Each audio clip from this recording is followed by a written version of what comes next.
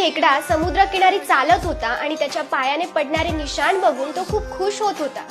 पुन्हा पुन्हा वळून तो त्याच्या पायांच्या त्या ठस्यांकडे बघत होता आणि अचानक समुद्रातून एक मोठी लाट आली आणि त्याच्या त्या पायांच्या ठशांना मिटवून निघून गेली.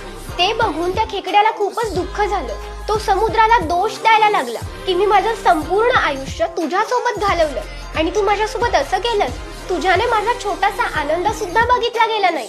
तू माझे सगळे पायाचे ठसे मिटवून टाकलेस ज्यांना बघून मी इतका खुश होत होतो. यावर समुद्र म्हणाला की तुझे पायाचे ठसे बघून एक शिकारी तुझी शिकार करण्यासाठी येत होता आणि तो येऊ नये म्हणून मी लाटेने तुझे ते ठसे मिटवले. आपणही बऱ्याचदा समोरच्याची परिस्थिती समजून न घेता त्याला दोष द्यायला लागतो आणि बरेचसे नाते तुटण्याचं हेच कारण असतं, गैरसमज. म्हणून जर कुणी तुमच्याशी तुम्हाला हवं तसं वागत नसेल तर त्याला दोष देण्याआधी तो असं का वागतोय त्या मागचं कारण समजून घ्या.